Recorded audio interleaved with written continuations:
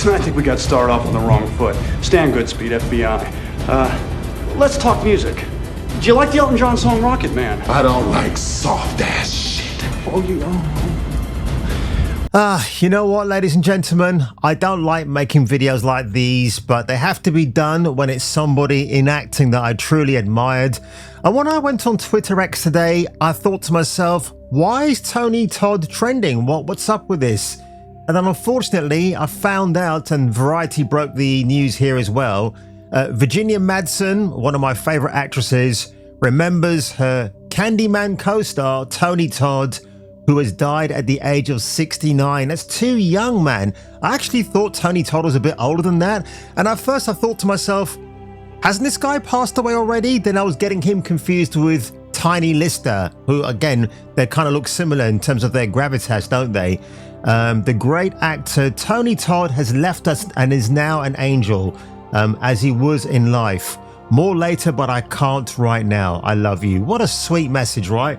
I love that. And you know what? The Candyman movie, when I watched it back in the day, my experience of it, I think I saw it at the cinema, but then again, I might have rented it out from Blockbuster when Blockbuster was around before Netflix took over. God, that's a story I don't even want to talk about. And again, at the time when I watched it, I thought to myself, is the killer of Daniel does he have a crush on Virginia Madsen's character? And it turns out that obviously he does in the film, because if you know the Candyman lore, why he died in the first place, it's really interesting actually.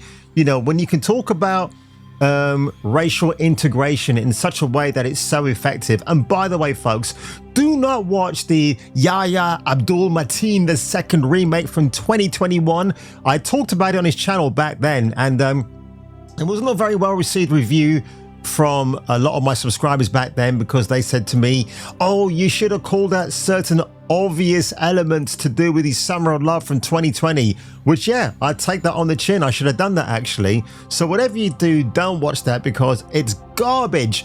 I don't care if Jordan Peele's name is attached to that project. He could put his name on a polished turd. It wouldn't still make it a good thing to watch. So, yeah, discussing film as mentioned there. I remember Tony Todd as General Zuma. I think it was season 7, I think, of 24. Might be season 7, or season 5 maybe. Gosh, it's that long ago actually. But yeah, I mean, you forget. I mean, the one thing I don't like his last hurrah, his swan song in video games, was Spider-Man 2 by Insomniac Games. Oh, poor Tony Todd. I mean, good grief. The one thing he's going to leave a lasting impression on in terms of video games is that horrible sequel to the 2018 game. Look at us!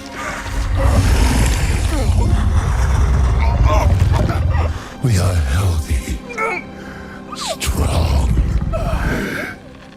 This is what you wanted. But as we scroll on down, Jeff Keighley has to give us his opinion because he's a big expert on movies. But this part here, folks, is what made me go, look at this. Look at that. Look at that. This is men having a great time together. Ladies, you're never going to understand that. You're never going to know what makes us men, us man geeks, tick with excitement. Michael Myers, the guy in the checkered shirt. Jason Voorhees, as played by the wonderful Kane Hodder. Then, of course, the legend himself, Freddy Krueger, Robert Englund, and next to him is Tony Todd. I actually like how these two gentlemen are just sort of like doing the whole the head embrace.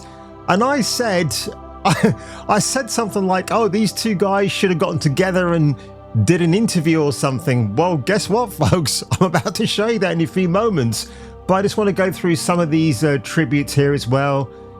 You know, this is why I love horror films from the 80s and 90s especially. It's a bit like video games. You kind of go back to an era that they were much better before it all got very corporatized.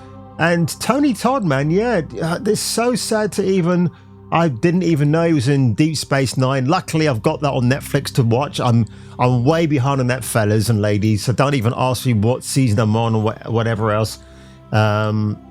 God, man, this is resting. Oh, that's age. Yeah, he died as well. Adrian Brower, didn't he, from Brooklyn Nine-Nine? That's so sad. Hollywood Horror Museum. We're all crying right now, but just wanted to say Tony Todd was a great actor and a supporter of our museum from day one and a dear friend. The last time we saw him was a few months ago. He gave us all a big hug and said, God bless you. We will never forget you, Tony. Now, he died on Wednesday, apparently, in his home, but they haven't said what the causes are. So it's a bit, maybe they're saying that because they don't actually know yet how he's actually passed away. So it's just really, oh, that's really nice. I like that. That's really nice, God. Oh, God, it's just bringing a bit of a tear to my eye. So sorry, guys. Oh, let's pull myself together a little bit. Shit.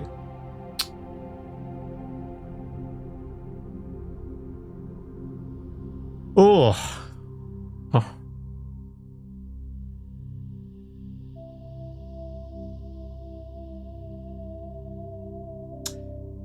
Oh, right, let's take a deep breath. Wow, God.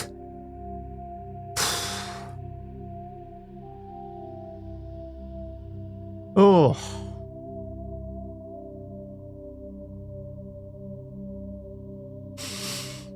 Oh, God, right, just to compose myself a bit, folks. I'm getting a bit teary-eyed here. I'm so sorry. Oh, man. Right, let's cheer myself up a little bit. Come on. You're not supposed to see me like this, guys. I'm supposed to be manning up here. Come on. Oh, boy. God.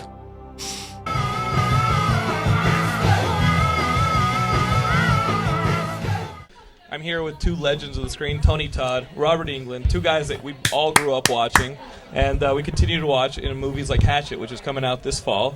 We've heard amazing things about it. Why don't you guys tell me a little bit about the movie?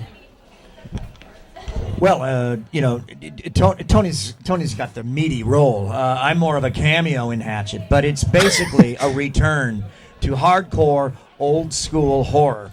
That's what I just said. Without the bells and whistles, this is just relentless, wonderful horror. This kid, Adam Green, has come out of left field, and he's one of the most gifted young directors I've worked with. And Kane Hodder, who many of you know as Jason from all the Friday the 13th movies, is working on a new franchise as far as I'm concerned. Right. He wears more makeup than I ever wore as Freddy Krueger. He's got not only the head and the face, but his entire back. He looks like a stegosaurus in heat. To be honest, you're better looking.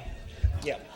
Much better looking. And Robert is actually in one of the first scenes of the movie, so right away all the horror fans are going to say, product identification, there's a man, we know we're going to win for a thrilling roller coaster of a ride. But, I mean, you two guys, when you guys come on a film like this, because like I told you before the interview, we had Scott Glosserman on our show, who directed you in Behind the Mask.